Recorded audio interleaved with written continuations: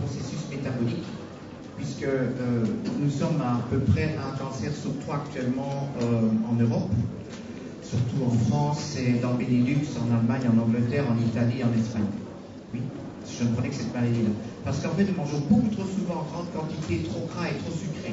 On avale beaucoup de calories vides, c'est-à-dire des calories qui n'ont aucune importance pour le corps humain, et nous souffrons d'un manque de nutriments bons d'une importance vitale. Vous voyez? La suivante. Et là-bas, on vient d'ajouter des surcharges comme l'utilisation d'antibiotiques, l'excès d'alcool, l'absorption de poison, parce qu'il faut dire que même le vin, c'est très bon, c'est du resveratrol, mais malheureusement, il y a de l'alcool avec l'absorption de poison, environnementaux, et vous savez combien il y en a, et notamment le tabac, la pollution à Paris, c'est pas triste, et dans nos grandes villes aussi, ainsi que surtout associé à un manque d'activité physique. Or, il suffit que si nous mangeons vite, par exemple dans un environnement bruyant et stressant, la nourriture arrive insuffisamment fractionnée dans l'estomac, puisque quand nous mangeons vite, nous ne mâchons pas. Donc n'oubliez pas que mâcher, ça représente déjà 50% de la digestion d'un aliment. Ce qu'on appelle la digestion d'un aliment, c'est couper un gros aliment en petits morceaux.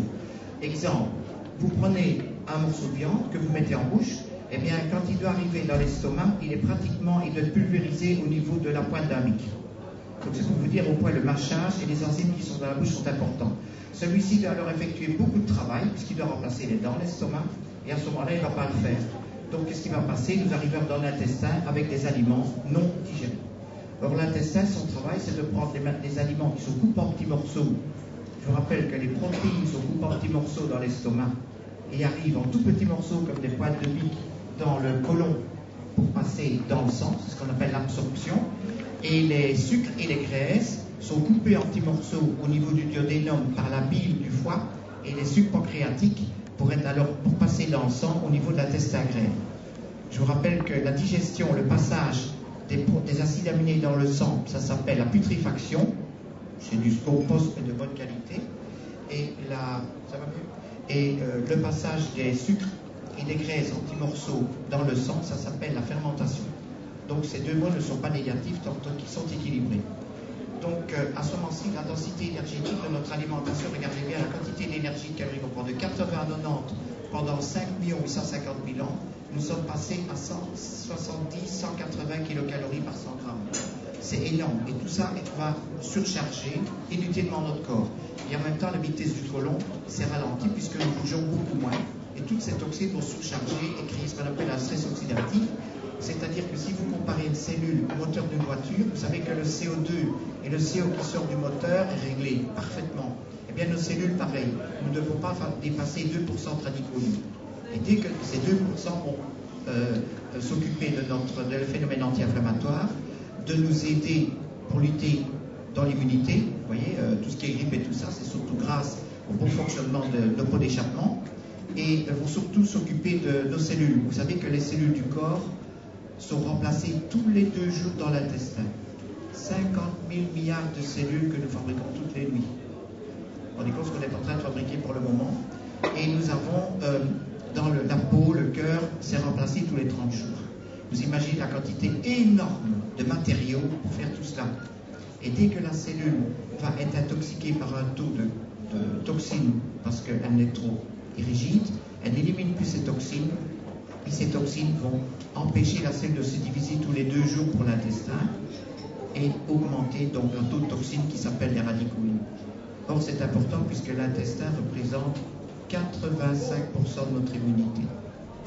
Donc, vous voyez tout de suite pourquoi les gens qui sont tout de suite en danger, c'est l'épidémie, mais c'est surtout les gens qui sont constipés, les gens chez qui l'intestin ne fonctionne pas bien. Puisque le reflet de l'intestin, c'est le reflet de notre immunité.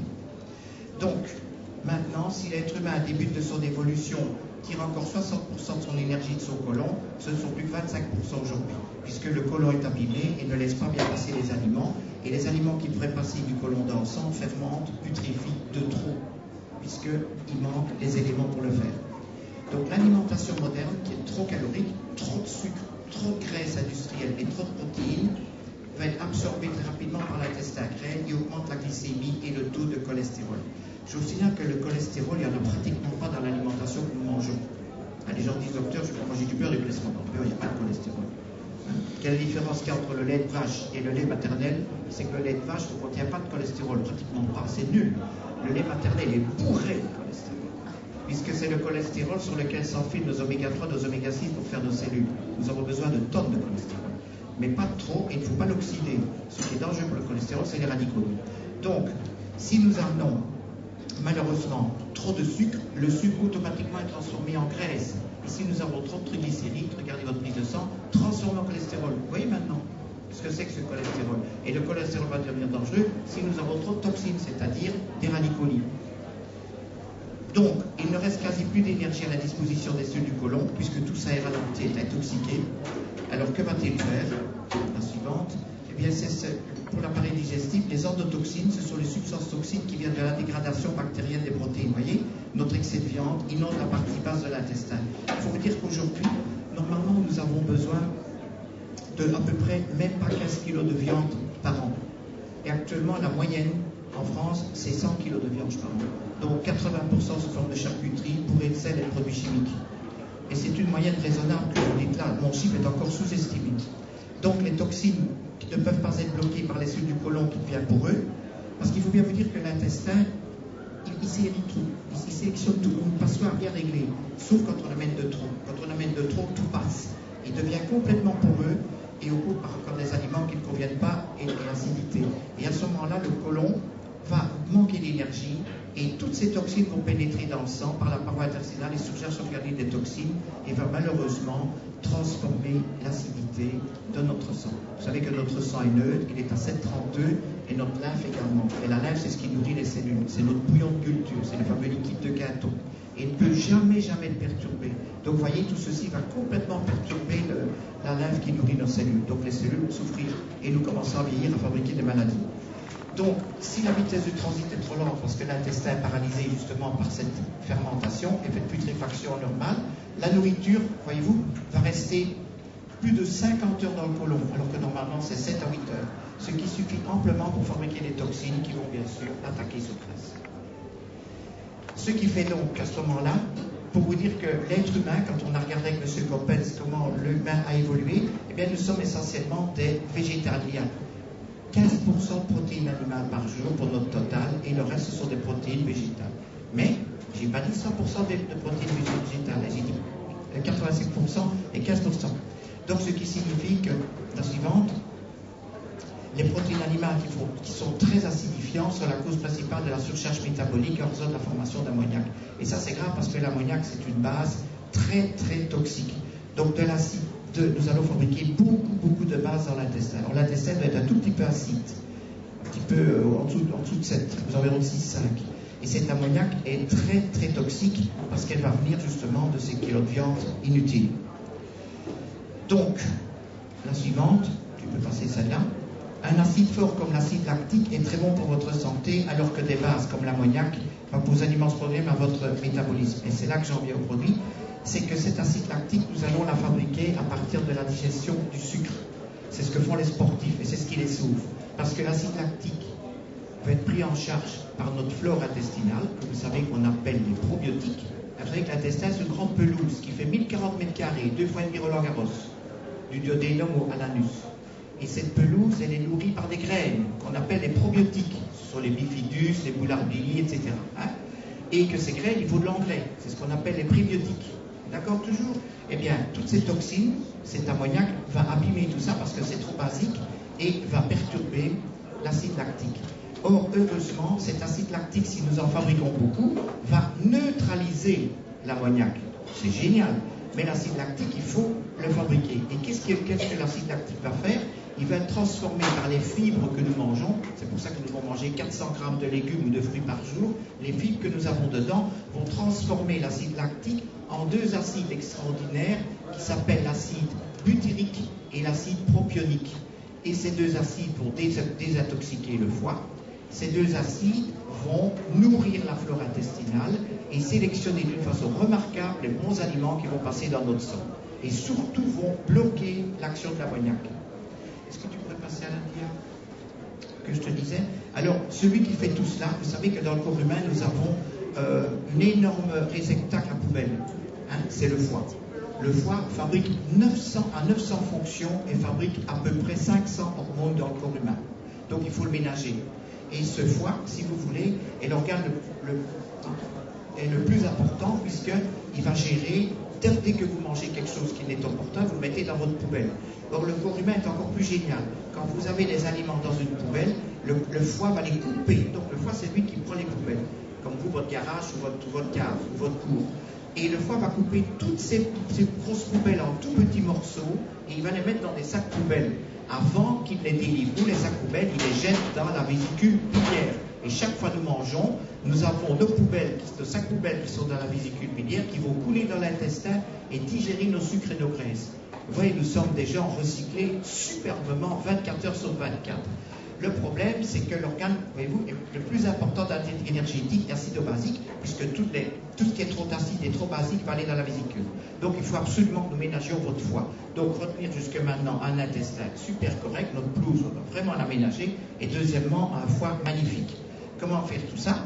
Eh bien, d'abord, toutes les voies de notre organisme convergent vers cet organe. Si vous regardez un jour dans la rousse, le corps, vous verrez que tout le sang qui vient des intestins passe par le foie, qui va justement sélectionner tous ces produits, qui va enlever les toxines, qui va diriger vers les organes les aliments dont ils ont besoin, et surtout sélectionner les poubelles, comme je viens de l'expliquer.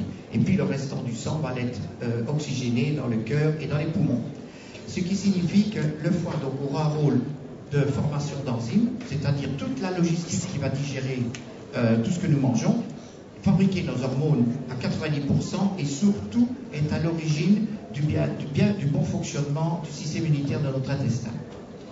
Donc, dans le foie, toutes les substances que nous mangeons, les toxines que nous allons fabriquer et toutes celles que nous respirons, notamment les pesticides, les métaux lourds, etc. Oui. Donc, les molécules prédatrices, je viens de vous en citer quelques-unes, et il y a notamment aussi les résidus du tabac, les résidus de l'alcool, le vin, etc., quand on en prend en grosse quantité, et tous les produits toxiques qu'on met sur les aliments maintenant, soi-disant, pour bien nous les présenter. Ainsi que les graisses trop grasses. Vous savez qu'il y a les graisses cuites qui sont les graisses trans, qui sont extrêmement dangereuses, et toutes les graisses trafiquées qui sont les graisses des oméga 6. Donc, les excès en sucre, café, thé, alcool, tabac, chocolat au lait et chocolat blanc. Vous allez me dire, vous ne laissez pas chez chocolat noir, 20 grammes, parce que dans le chocolat noir, il y a du cyanure. Donc, vous voyez, c'est comme le vin, excellent le vin pour les artères et le compte de cancer. Il y a de l'alcool, donc toujours modération. Les acides gras trans, ce sont tout ce que vous achetez de graisse cuite. Donc, vous voyez, on en mange de trop, elles prennent la place des oméga 3 dans le cerveau. Donc, on est fatigué cérébralement et déprimé. Et enfin, les graisses saturées, qui sont nos fameuses margarines, qu'on dit soi-disant très bonnes, comme elles sont prises au tartinable, elles sont abîmées, et toutes nos margarines jusqu'à ce jour ne sont pas du tout fiables. La seule chose que l'on peut prendre qui est bonne, c'est une petite cuillère à café de bon beurre tous les jours. Mais surtout éviter le beurre salé, puisque le sel, malheureusement, au niveau du foie et des intestins, va être chargé de radicaux libres et il va faire de l'eau de javel. Et l'eau de javel va abîmer notre matériel génétique. Première cause de maladies graves, telles que l'Alzheimer, la sclérose en plaques ou les cancers. Vous voyez que toutes choses que nous mangeons en excès, et je vous donne un petit exemple. Donc, les micronutriments, vitamines, minéraux, oligo, tout ça va malheureusement manquer, mais surtout la caramélisation des molécules brûlées. Vous prenez un poulet cuit à la broche, la peau, c'est une caramélisation des sucres, des graisses et des protéines. Ça s'appelle les corps de Maillard. Ces corps de Maillard, comme l'eau de javel, attaquent également l'ADN de nos cellules. Donc, vous voyez pourquoi nous avons une personne sur 3 qui fait un cancer pour le moment dans nos pays. Oui.